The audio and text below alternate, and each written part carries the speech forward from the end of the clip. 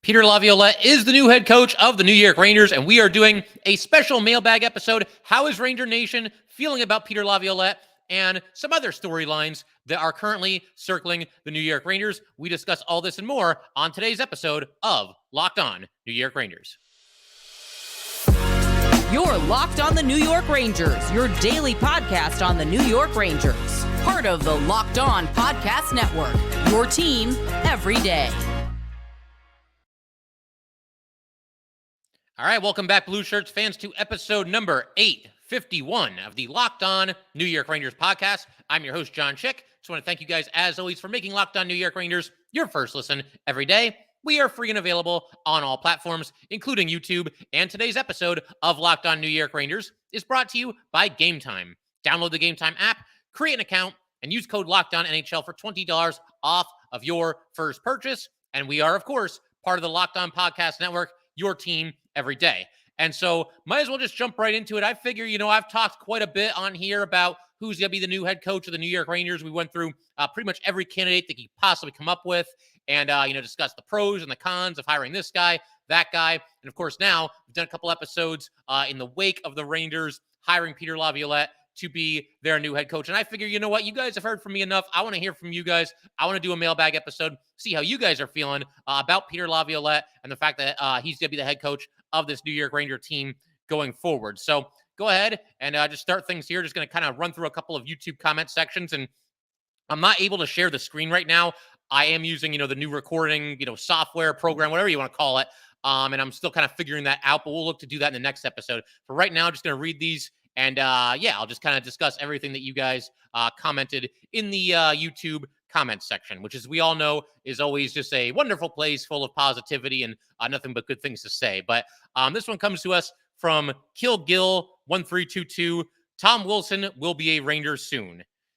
Yeah, I hope not. And honestly, even if that could happen, I don't think that, if you could get by everything that happened between Tom Wilson and the Rangers, his salary cap hit just is not going to work for the Rangers right now. It's at I think it's about 5.1 million, somewhere in that ballpark, and has 1 year left on his contract. And I just don't think the Rangers are going to do that. Now, maybe at the trade deadline this upcoming season, it could happen. But I mean, what are the odds of that? I mean, really think about everything that happened between Tom Wilson and this team. You want to talk about team chemistry and, wanting to have a character locker room. You want to add Tom Wilson to the mix after everything that happened between him and the Rangers. Yeah, I just don't see that happening. I get somewhat of the appeal there. He is obviously a very physical, in-your-face type of player. But, I just can't see that happening. We've got a comment here from Mo Livson. As long as Dolan is the owner with Sather in his ear, we will not win a cup. I can see where you're coming from, and I get the frustration there, but I do feel like it's still possible. It's something that can happen. You go back to just 2 seasons ago, the Rangers were in the Eastern Conference Final, had a 2-0 lead on the Tampa Bay Lightning. I get that Dolan can be a pretty meddlesome owner, and that's unfortunate. But by the time you make it that far in the playoffs, Dolan's basically a non-factor. There's not really anything that he can screw up at that point. And the Rangers have had some shots at it. If you go back the last 15 or so years, I believe they've been in the Eastern Conference Final or deeper 4 times, and they just haven't been able to complete the run. But once you make it that far in the playoffs, you've got a shot at it. And certainly when you're in the Stanley Cup final, as the Rangers were in 2014 against the Kings, you've got a shot at it. Once you get that far, there's not really much the owner can do, good or bad, to affect the team. It's just going to come down to the players and who plays better hockey and ultimately lifts the Stanley Cup. But I get the frustration, and there's probably other owners around the league that you would rather have as opposed to Dolan. Let's see what else we got here. It feels like another Gerard Gallant hire, I think. This is referring, of course, to Peter Laviolette. I don't really see that. To me, Gerard Gallant always was kind of a little bit of a player's coach. I get the feeling, this comes to us, by the way, from Daniel Montez. He was the one that sent in this comment. I get the comparison in the sense that both these guys have coached multiple teams. They're kind of both NHL lifers. They bounce around the league a little bit. So I can see that. But I feel like that's about where the similarities really end. Gerard Gallant, very much a player's coach, very much kind of leaves them to their own devices. And there's a lot of freedom for a Gerard Gallant coach team. And while initially that seemed like it worked for the Rangers, toward the end it wasn't really working for the Rangers. Peter Laviolette's going to come in and do things his way and be a disciplinarian, hold guys accountable. I really believe he's one of those coaches that he doesn't really care about your status in this league or how much money you're making. He's going to trust what he sees game to game. And the players that are playing the best, and this should be common sense, but it's not always common sense, the players that are playing the best are going to get the most ice time. He doesn't care, again, what your status is, what your typical role is. He's going to roll with the guys that he thinks give him the best chance to win. And yeah, his team seemed to play with a serious edge that I think at times in the past has bordered on dirty. I mean, I've said that in the past. I can't go back on it now. But yeah, I don't really see a ton of similarities other than the fact that, again, they've both been around for a while and they do kind of both bounce from team to team. Let's see what else we got here. We've got, this kind of goes to what I was just saying. We've got a comment from Agent Smith 212. His teams play on the edge. Laviolette, he's talking about. The Caps were really annoying to play last year. Yeah, I agree. Those games against the Capitals just weren't really a lot of fun. They were stressful. And really, that's something that I have kind of felt over the years when the Rangers play Peter Laviolette teams. It tends to be just kind of a knockdown, drag out, war of attrition, so to speak, where you're just trying to outlast the other team. They're going to hit. They're going to be very, very physical. They're going to be in your face. And they're a team that, if they're coached by Peter Laviolette, plays with a lot of urgency and certainly a lot of edge as well. When Laviolette was coaching the Flyers, those games between the Rangers and Flyers were just nasty. Certainly the Capitals, everything I just mentioned with Tom Wilson, that pretty much speaks for itself. And even the Predators, when he was coaching the Preds, and the Rangers and Preds don't play each other that much, but those games against Peter Laviolette with the Predators, to me, they were always kind of, knockdown, drag out battles as well, where you just kind of got to outlast the other team and kind of play their game and throw it right back at them. That's kind of the only choice when you're going up against a Peter Laviolette team, which usually tends to play physical and play with an edge. You're going to have to bring it every night when you're playing a team that is coached by Peter Laviolette, or at least that's been the case in the past. We've got a comment here from ILBAIK. I have no idea how to pronounce that, so I'm sorry. But I was talking in this episode a little bit about the quick hook with the Rangers, and this is what this person had to say about it. Quick hook is the theme of the story in this organization. I think they deconstructed a bit early for the past team and quickly did away with rebuilding with little success. They are nowhere near Stanley Cup caliber team, and prospects pool that they got aren't that deep by finishing rebuilding mode early. No stability. They want quick turnaround. That's a recipe for disaster. So I get what you're saying here, but I don't really think the Rangers really did anything to sort of overplay their hand over these last couple of seasons. I mean, look, they've had some really good teams, some teams that were going to make the playoffs over these last 2 years, and teams that should be buyers at the trade deadline. I thought for the most part, the Rangers did this rebuild the way that you're supposed to do it. You acquire draft picks, you trade away, veteran players while you can still get something for them. I mean, we could go through all the names: Girardi, McDonough, Zuccarello. You could even throw Grabner in there, Kevin Hayes. They moved on from these guys before it was too late to move on from them. They got younger. They stockpiled some draft picks. Some of the draft picks worked out. Some of them did not. But I think for the most part, I don't feel like they ever really overplayed their hand here. 2 years ago, going into the deadline, they had a great team, and they'd be doing their own team a disservice if they didn't at least do something to make them better post-trade deadline. You give away just a 4th-round pick for Frank Vatrano. You give away, I think it was like a 5th-rounder for Tyler Mott. It wasn't anything that significant that year.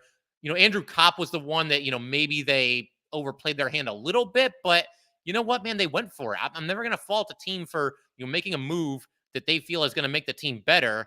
And the Rangers were having a heck of a season that year. Igor Shesterkin was having a goaltending season for the ages. So I wouldn't have wanted to see the Rangers just say, well, you know what, we're not quite ready yet. Let's not buy. Let's just stay the course here. No, you don't know when you're going to get that opportunity again. You don't know when the pieces are going to fall into place the way they were falling into place for the Rangers 2 years ago. And Andrew Kopp, again, for him, it was 2 second-rounders. One of them was a conditional first, and that condition ended up being met. But what you got from him was a good all-around player, a Swiss Army knife, and somebody that, fit right in with the Rangers and did a nice job while he was here. So, no, I don't think that they really jumped the shark as far as, trying to get out of the rebuild too quickly. They did what they had to do. Let's see. There was something else that I wanted to talk about here. Mike Keenan. So there have been a couple of comments left in recent episodes of Locked On New York Rangers in YouTube.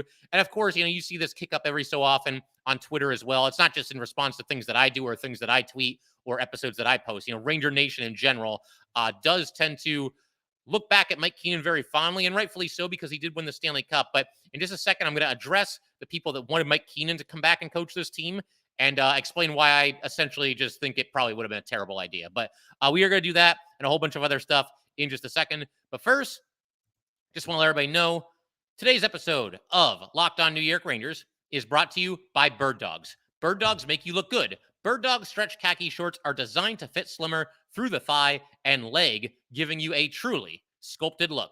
Birddog shorts do the exact same thing as Lululemon, but fit way better. They fit way better than regular shorts that are made of a stiff, restricting cotton. Birddogs fix this issue by inventing cloud knit fabric that looks just like khaki, but stretches so you get a way slimmer fit without having to sacrifice movement. Birddog uses anti-stink sweat wicking fabric that keeps you cool and dry all day long. Go to birddogs.com/LockedOnNHL and enter promo code LockedOnNHL for a free Yeti-style tumbler with your order.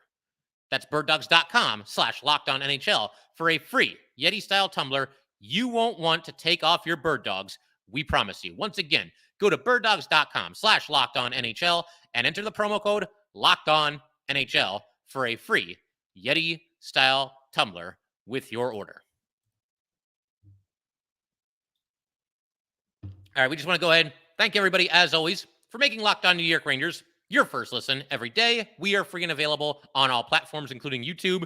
And for the everydayers, definitely stick around. We're going to be covering this team from all angles going forward. Probably a couple more, episodes where we talk about Laviolette at least a little bit. Also want to turn our attention back to this year's upcoming unrestricted free agent class and talk about, which players the Rangers might want to make a play for. We'll continue to talk about the Rangers' own free agents and if anything's happening there, if there's any momentum to one of those players re-signing. And the NHL buyout window now officially open, so we're going to keep an eye on that, see if any players around the league get bought out, see if the Rangers buy anybody out, but I don't think that's really all that likely to happen.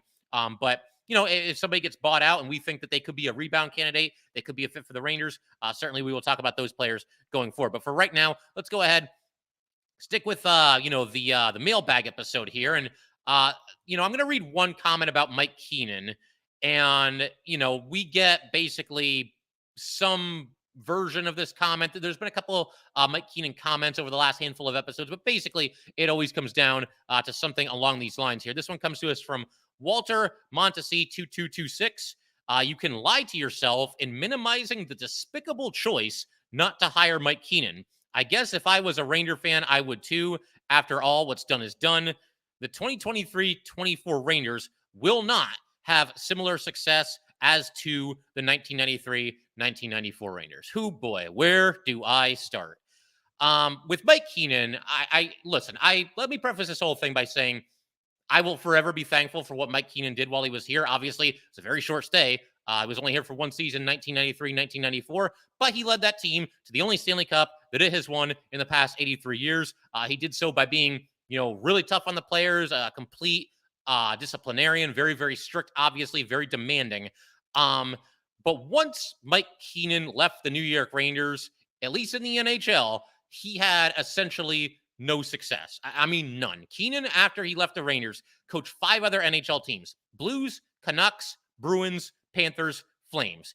He coached those 5 teams for a total of at least parts of 11 seasons. He never lasted a full 3 seasons with any of those 5 teams that I just mentioned there. Once again, Blues, Canucks, Bruins, Panthers, Flames. He coached all 5 of them after the Rangers. Never lasted a full 3 seasons with any of them.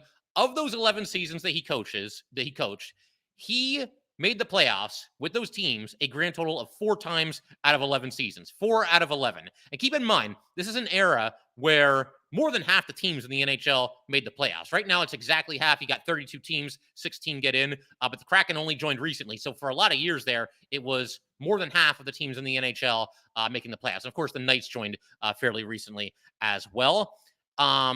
So we know that he only made it 4 out of 11 years. But what happened for those seasons that he actually made the playoffs, the 4 seasons that he brought his team to the playoffs? Take a guess how many playoff series he won in the 4 years out of 11 that he actually made the playoffs after he left the New York Rangers. How many playoff series did he win in that time? One. one playoff series win in 11 years for Mike Keenan. He last coached in the NHL in 2009. He last won a Stanley Cup playoff series in 1996. Clearly, whatever was working for Mike Keenan early in his career with the Rangers and with the Blackhawks before the Rangers, whatever success he was enjoying with those teams, however he got it done, however he instilled a certain mindset into his team, and it led to success. Clearly, that was no longer working toward the second half of his career. We're not talking about like one bad stop, one uneventful or one unsuccessful coaching tenure for Mike Keenan. We're talking about five teams he went to after the Rangers, never had the slightest iota of success. And again, I will forever be thankful for whatever Keenan did. And I mean, there's books that have been written about the 1994 Ranger championship team, and there's documentaries. I highly encourage you guys to check those out. It's very fascinating. And again, Mike Keenan, it worked for, what the Rangers had at the time. They had an excellent team, and clearly his message was heeded and everything. But obviously, he's somewhere along the line lost his fastball a little bit. There's a reason why all these episodes I was doing, talking about all these different candidates who could end up coaching the Rangers, there's a reason I never talked about Mike Keenan. I talked about basically every coach that I thought there was even the slightest sliver of chance that they could become the next head coach of the New York Rangers. I didn't talk about Mike Keenan because he's not a realistic option. Honestly, I think it would be kind of embarrassing if the Rangers went with Mike Keenan to coach this team going forward. He's 73 years old, and again, has not coached in this league in 14 years, has not won a Stanley Cup playoff series since 1996. How many years is that? What are we talking? 27 years? My God. It's time to move on. It's time to find another coach. Mike Keenan is not the only coach, not the only person on this planet capable of doing some good things with the New York Rangers. Again, I realize he's the only one to win a Stanley Cup, but it's time to move forward into the future. It's not 1994 anymore. Mike Keenan's time has come and gone as a head coach in the league, it would certainly seem. And if you bring in Mike Keenan, I mean, you're just desperately trying to cling on to something that happened almost 30 years ago. It will be 30 years ago by the time the next Stanley Cup champion is crowned. So Mike Keenan was never going to happen. It never should happen. It should never have even been a consideration for this team. And that's why I didn't talk about him. I wanted to at least address it here because it's been brought up every so often. But we're moving on. Peter Laviolette is the next head coach of the New York Rangers. I love this comment. It comes from What Up Doggy 44. We are all the biggest losers. This was the episode. Okay, so this is the episode where I was talking about the biggest winners and losers of the Peter Laviolette hire. What Up Doggy 44 says, we are the biggest losers because we are Ranger fans and they won't win a championship anytime soon. So let's all be sad together. I'm going to try to be a little bit more optimistic than that. I get the frustration. I get that feeling, man, where you feel like there's no way your team is ever going to win another championship. I've felt that with the Rangers for a long time. I try to be optimistic. They do knock on the door every so often. They do get close every so often. We saw them get close as recently as 2 seasons ago. Now it's just about them, finishing the journey. As a quick aside here, I let this cat out of the bag a while back. For football, I'm actually a 49er fan. I kept that to myself for a while when I first started hosting Locked On New York Rangers. I think everybody probably just assumed I was either a Giant fan or a Jet fan, but I'm actually Niners in football. The last time they won a championship was 1994 as well. They won the Super Bowl that year. And it's the same thing as the Rangers. They always get close, or they at least a handful of times after the past 30 years have gotten close, but they never finish the run. So it's rough, man. Rangers-Niners is a tough combination for sure. We got a comment from ILBAIK again. I want to see Brent Hoffman play in a Rangers jersey. I think you're going to get your wish sooner or later. I've been saying all along, I don't think Brent Hoffman is going to make the Rangers opening night roster this upcoming season. I feel like they're going to, with him, maybe err on the side of caution at least a little bit. We've seen some Ranger forwards skip the AHL, and hindsight being 2020, you think like, maybe Kako should have started in the AHL, maybe Lafreniere should have started in the AHL. I think with Brent Hoffman, you're going to see that with him next season. You're not going to see them rush him along. If the Rangers need a spark or if somebody gets injured, he might get his opportunity. And the first time he gets called up to the Rangers, I feel like they want to 100% make sure he's ready and make sure that there's a good to great chance that he's never going to be sent down to the Wolfpack ever again. Once Brent Hoffman makes that jump, once he's a member of the New York Rangers, I think the Rangers want to be in a position where he's there for good. And like I said, I think they might wait a little while at the start of this upcoming season. But when he starts lighting up the AHL, which I think he will, and or when the Rangers need a spark, and or whenever there's an injury, you will see Brent Hoffman playing for this Ranger team at some point this upcoming season. It's just a matter of when. And I don't think it'll be opening night, but I don't think it'll be too long after that either. So definitely looking for that. We got a comment from Bulk Crusher 6299. Brett Howden got a cup. We are soft and weak, like I said all season. I told everyone we sucked last year, and you all haters cried all year. Well, get ready to cry again. Mr. Crusha, are you a Ranger fan? Because, okay, so we're the haters for being optimistic and being hopeful about the New York Rangers, but you're not the hater because you told everybody that the team sucks, and then they lost in the first round, and you were proven right. I don't really see the logic there, but yeah, I mean, the YouTube comment section is certainly an interesting place. We've got a comment here from Rich Ranger Rich. Still missing Pavel Buchnevich. Was our best 5-on-5 forward, best all-around forward, best plus-minus numbers. What a horrible trade. And then there is a username who responded to this. I can't say the full name because I like my job here, but we'll just call him Dr. Press. Absolutely makes me sick to think about. Blay was an absolute waste. And then a comment from Laura Foss, 2339. You're crazy. We ain't missing Pavel like that at all. He wasn't our best all-around forward any season. He played at the New York Rangers. He turned it up last season and then really took off once he left, but was never our best forward. You're bugging.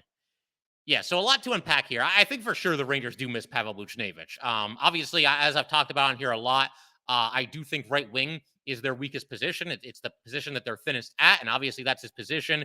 And somebody that was starting to come into his own during his last few days with the New York Rangers. As far as the second comment that laments, trading Buchnevich for Sammy Blais, I said all along, I don't think that trade was really about acquiring Sammy Blais. I think there were three things that trade was about. The first one being that the Rangers knew they could get a draft pick, a fairly high draft pick, believe it was a second rounder for Pavel Buchnevich. The second being that, and this is kind of 1 and 1A, you could interchange either one of these. The second one being that they didn't feel like they could re-sign Pavel Buchnevich long-term. He got $5.8 million for 4 years. You have to accommodate Pavel Buchnevich and his $5.8 million cap hit for 4 straight seasons. The Rangers didn't feel like they could do that. And when you look at their cap situation right now, you can kind of see why. And we could discuss like, oh, they should have never got Trocheck. They should have held on to Pavel Buchnevich. Hindsight's always 2020. Although I do know there are some Ranger fans that right from the start absolutely hated that trade. I wasn't the biggest fan of it either. It was just one of those trades that I didn't like it, but I kind of understood it. The third thing from that trade, and what I think was the Rangers' smallest priority of the entire thing, was getting Sammy Blais. I don't think they ever saw Sammy Blais as somebody that was going to come in here and be better than Pavel Buchnevich, but he was going to be more affordable than Pavel Buchnevich. He's somebody that could round out your bottom six, play physical hockey. And look, it didn't work out with Sammy Blais with the New York Rangers. So, yeah, I mean, I do think the Rangers miss Pavel Buchnevich. I know Ranger fans, there are some that will never forgive Drury for that trade. Believe me, they will never forgive him because this topic comes up fairly frequently here on Locked On New York Rangers. But again, it's one of those things where I just don't think that they felt that they could afford him. So they had to trade him, try to get something in return for him. I got to keep everything rolling with some more comments from you guys in the YouTube comments section. Definitely looking forward to that. Whole bunch of other stuff to get into here. And we're going to do that in just a second. But first, do have to let everybody know that today's episode of Locked On New York Rangers is brought to you by Gametime. Buying tickets to your favorite events should not be stressful. Gametime is the fast and easy way to buy tickets for all the sports, music, comedy, and theater near you. With killer deals on last-minute tickets and their best price guarantee, you can stop stressing over the tickets and start getting hyped for all the fun that you are about to have. Gametime is the place for last-minute ticket deals. Forget planning months in advance. Gametime has deals on tickets right up to the day of the event. Get exclusive flash deals on tickets for football, basketball, baseball, concerts, comedy, theater, and more. The Gametime guarantee means you'll always get the best price. If you find tickets in the same section and row for less, Gametime will credit you 110% of the difference. It's the fastest growing ticketing app in the country for a reason. Get images of your seat before you buy so you know exactly what to expect when you arrive. Buy tickets in a matter of seconds, 2 taps, and you're all set. Tickets are sent directly to your phone so you never have to dig through your email.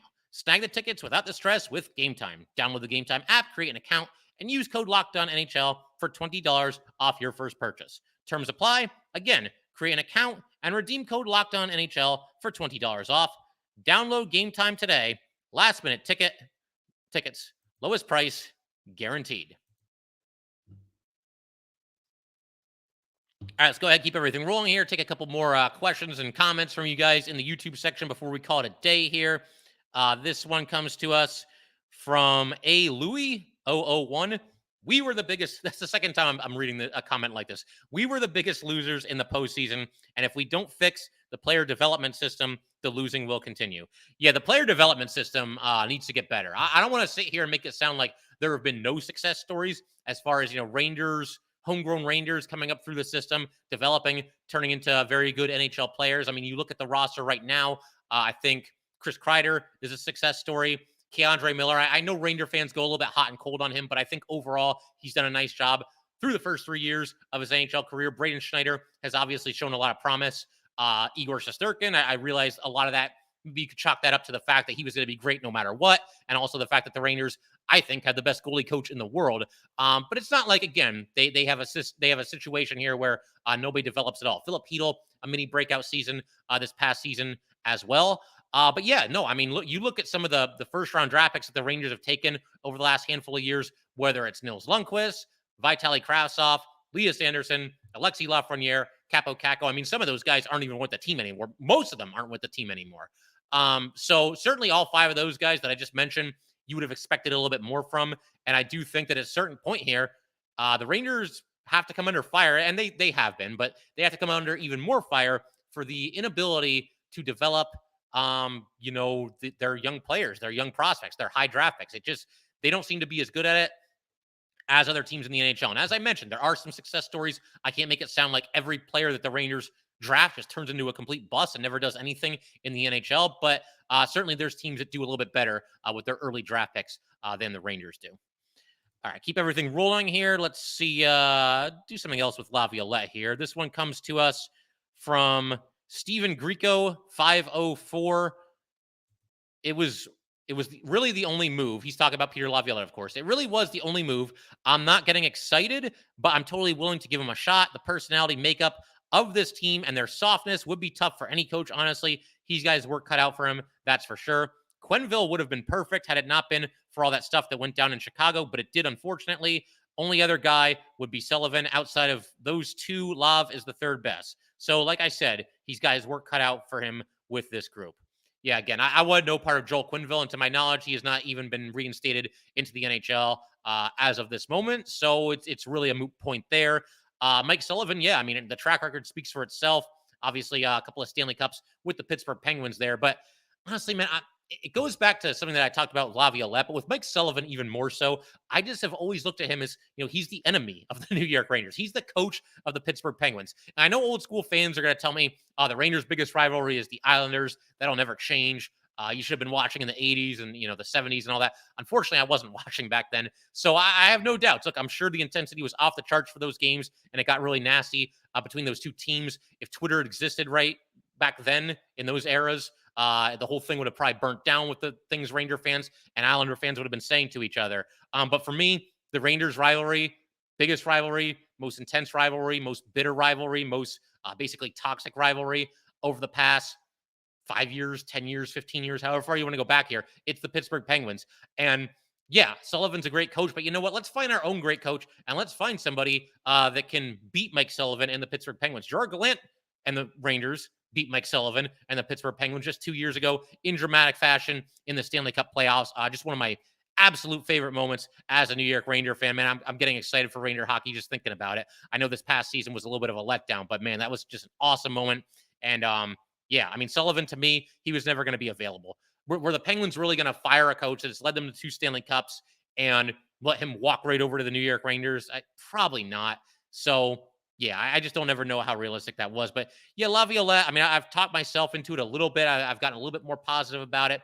It's an extremely safe hire, as I've been saying, but a safe hire does not always necessarily mean a bad hire. And we hope that's the case here with Laviolette and the New York Rangers. All right, so here's another comment about Peter Laviolette. This one comes to us from Bastiank44, talking about Laviolette here. At least he won a cup in this era. When was the last time we won one? I watched it way back in 1994. I'm embarrassed that we haven't won one since.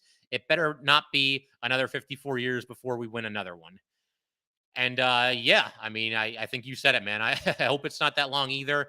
It's crazy that this team, it's the New York Rangers. It's an original 6 team. It's a place that you would think a lot of good players would want to come play. And I think at times that has been the case. And look, I mean, as I mentioned earlier, the Rangers have made a lot of, pretty deep runs in the last 10 or 12 seasons here, but it's just finishing it that they can't ever quite seem to do. So yeah, I mean, if it's another 54 years, God help us all. Hopefully it's not that long. And if it's longer, God help us all even more. God help us. God help our grandchildren if it's much longer than 54 years. Let's see. What else do we want to get to here? How about Big Red 01027?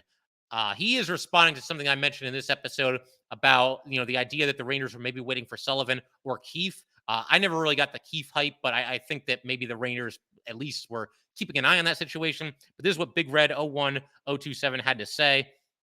Were the Rangers really waiting for Keefe? If so, wow, that would have been a worse hire than Gallant, Laviolette, or damn near anyone else. Yeah, I really wasn't on board with the Keefe hype train, if there even was a Keefe hype train, because, again, that's somebody who has obviously had success with the Maple Leafs, but their big thing is they just can't seem to get it done in the playoffs. And I realize they finally at least won a playoff series. They knocked out the Lightning, and good on them for doing that. But for the most part, they look like deer in headlights when the playoffs start, due to the Toronto Maple Leafs. So I was never really about Sheldon Keefe coming to the Rangers either. Let's see what else we got here. So this one comes to us from Mario Vaccarella.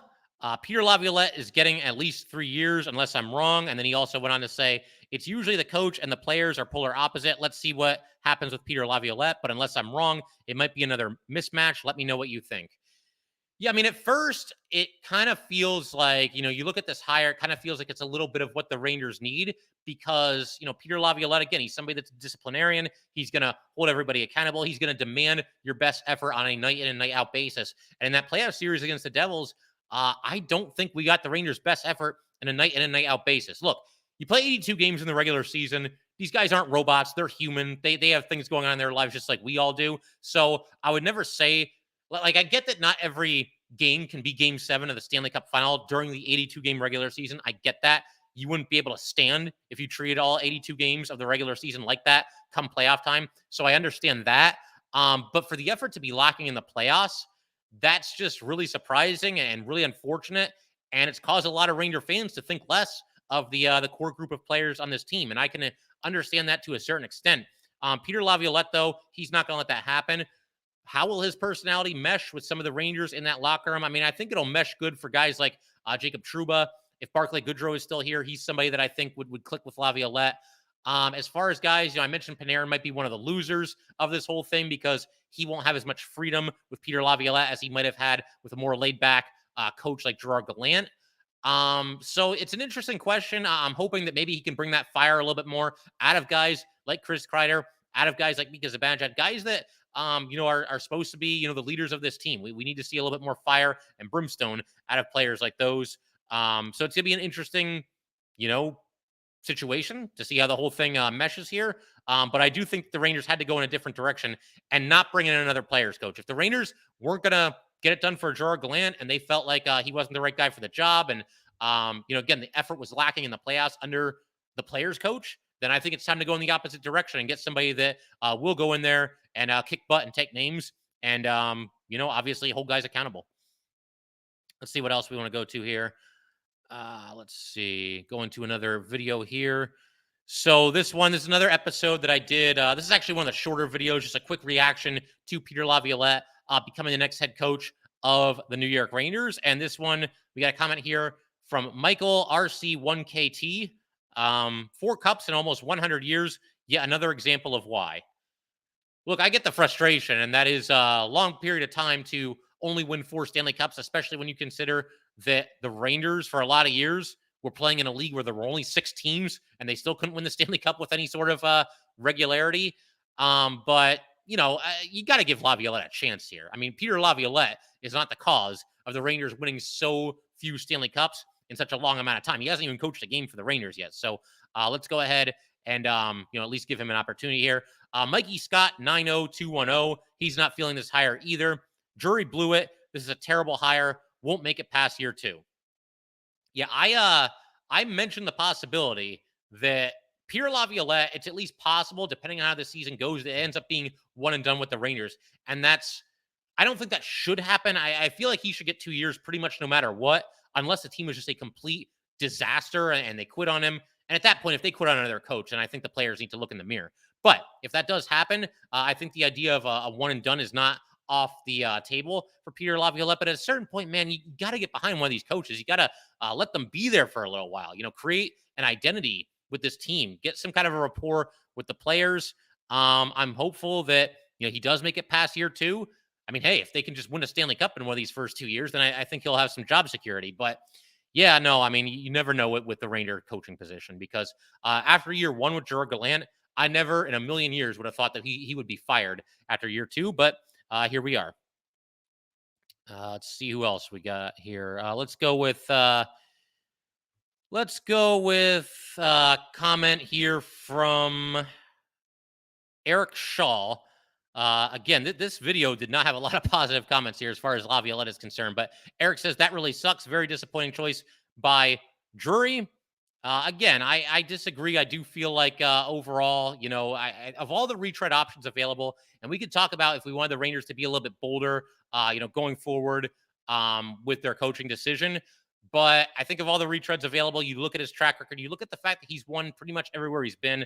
I think Peter Laviolette was the best choice of the bunch. But to switch gears a little bit here, talk about something other than Laviolette to conclude today's episode. I did an episode where we took a look at a couple of different impending UFAs from around the league, and you guys left a couple of comments there as well. This one comes to us from John Murrow 1. Just what they need, another slow, plodding, ancient player who brings next to nothing other than face punching. Perry is washed. So is Patches. He's talking about Max Pacioretty. Guy can't play 10 games before getting hurt. Foss is going to cost too much for what he brings. And in what universe is he going to take less money than he's making now, even on a longer deal? They're stuck with what they got. That's why they fired the coach. So a lot to unpack here for Mr. John Murrow here. So with Corey Perry, look, I acknowledge in this episode there is some serious risk with signing somebody like Corey Perry, but saying that he's washed, I mean, he had 25 points as a fourth liner last season in limited ice time, and everybody's always talking about how they want the Rangers to play a little bit more edge, a little bit more bite, a little bit more nastiness. Corey Perry, I don't care how old he gets, he can bring you that in spades, regardless of what team he's playing on. So Perry, somebody that for a reasonable price, a 1-year contract, I think is certainly somebody who is on the table for the New York Rangers. Jesper Foss, yeah, I agree. I think there might be a situation here where he ends up getting maybe a little bit too much money for what he brings. I mean, he doesn't have, a ton of points every season. As far as him taking less money than he makes now on a longer deal, the thing there is there are players that do that because, yes, they're taking less money per year, but they've got long-term security and they know that money is coming to them one way or another. So if Jesper Foss has to choose between, very hypothetically speaking, whether the Rangers are involved in this or not, a 5-year deal worth $1.75 million per season or a 3-year deal worth $2 million per season. Yes, the former contract is less money per year, but it's more money coming his way over the long haul. And that's why players, I think, at times do that. That's certainly what Vincent Trocheck did this past offseason. And as far as, let's get to a couple other comments here. Mario Bettino, 6095. Jesper Foss sounds great. So does Corey Perry. Yeah, I mean, again, the Rangers, they're kind of limited. To begin with, it's kind of a weak free agent class this year. There's not any, or at least not that many superstar franchise-altering players available out there. But as far as the Rangers are concerned, that might actually be a good thing because they can't afford players like that anyway. You got to go after complementary players. And I think Jesper Foss or Corey Perry, under the right circumstances, the right price, they do make some sense for the New York Rangers. I figure we could pretty much end on that. But once again, thank you guys, as always, for checking out the Locked On New York Ranger podcast, your team every day. If you'd like to get in touch with this podcast, please send an email to lockedonnyrangers@gmail.com. Once again, it is lockedonnyrangers@gmail.com. Definitely give us a follow on Twitter as well, @LO_NY_Rangers. Once again, it's @LO_NY_Rangers. Definitely subscribe to Locked On New York Rangers YouTube channel. Thanks again, guys. I will see you next time.